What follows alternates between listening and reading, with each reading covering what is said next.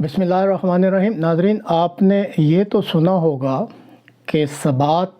एक तग़य्युर को है ज़माने में। ये एक कुदरती हकीकत है और कायनात में भी तग़य्युर तसलसल से जारी रहता है। ताहम कौमों की ज़िंदगी में स्टेटस को तब्दील करके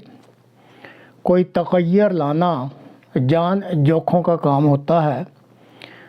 और इसके लिए बहुत लंबी जद्दोजहद और सब्र की ज़रूरत होती है। Nelson Mandela, Khomeini, Mahathir Mohamad और तैयब उर्दगान बहुत मुश्किलों से बनते हैं।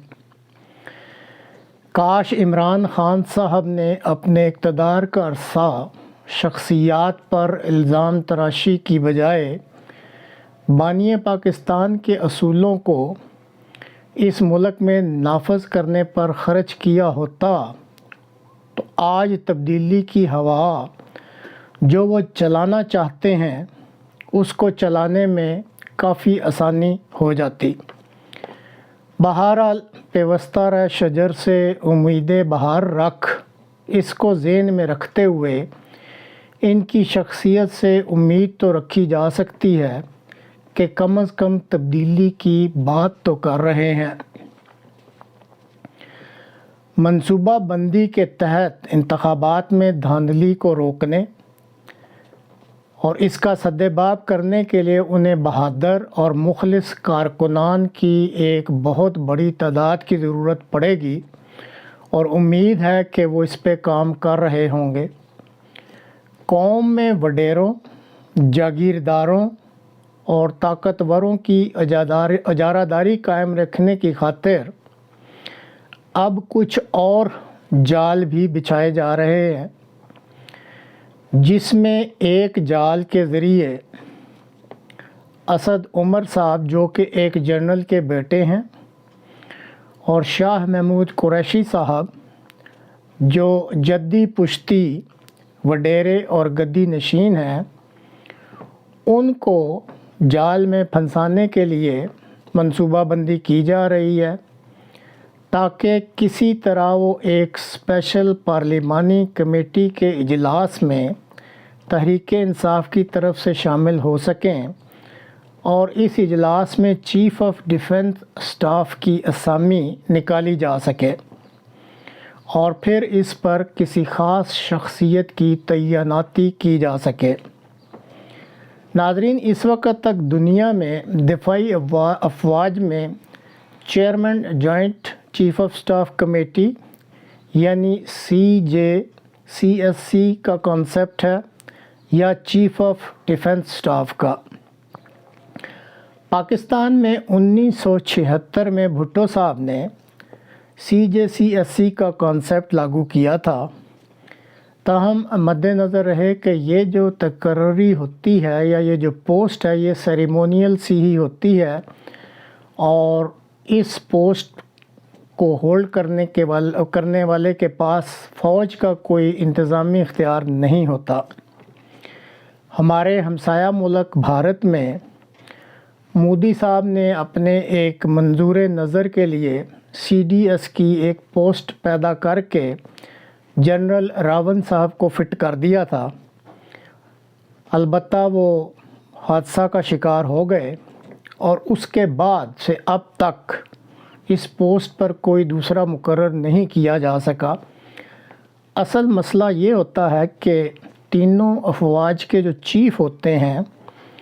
वो अपनी अपनी अफवाज के इंतज़ामी सरबराह होते हैं और उनको अपने ऊपर किसी किस्म की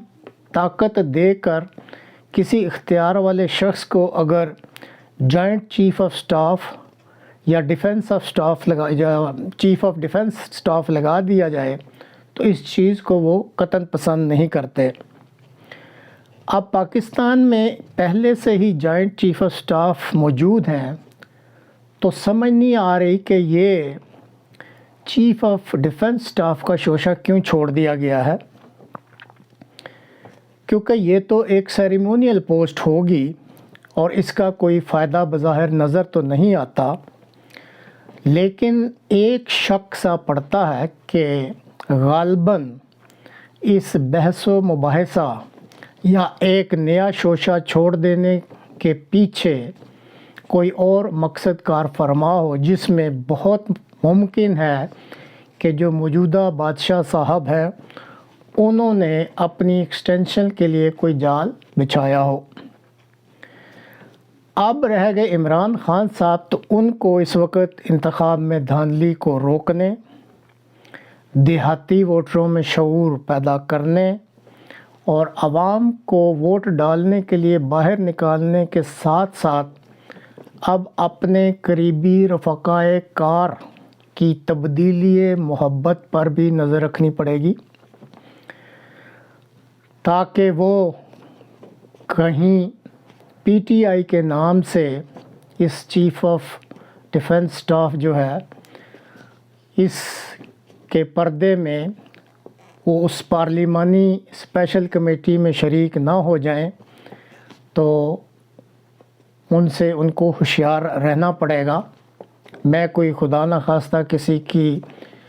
نیک نیتی پر یا اخلاص یا جو ان کا تعلق ہے پی ٹی آئی سے اس پر شک نہیں کر رہا،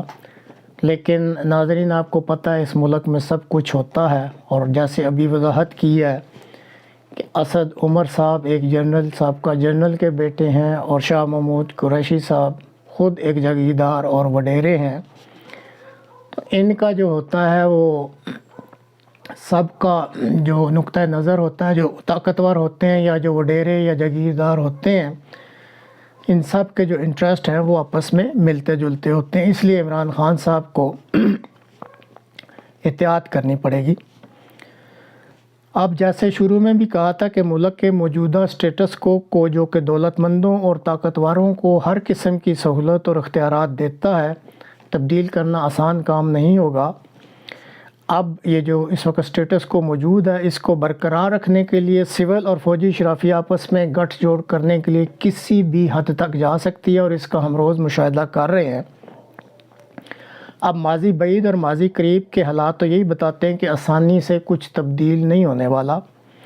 لیکن عمران خان صاحب کی خودداری، جرأت اور مستقل مزاجی شاید اس قوم میں اس شخص کے لیے کوئی ہمدردی پیدا کر دے، اور قوم اپنے حالات تبدیل کرنے کا عہد کر کے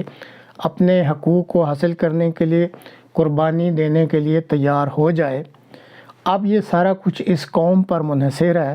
کہ کیا وہ اس وقت ایک قوم بن کر اپنی حالت تبدیل کرنا چاہتی ہے یا نہیں، کہ قوم کا فیصلہ ہوگا۔ اللہ تعالیٰ سے دعا ہے کہ وہ اس قوم کو بہتر فیصلہ کرنے کی توفیق دے۔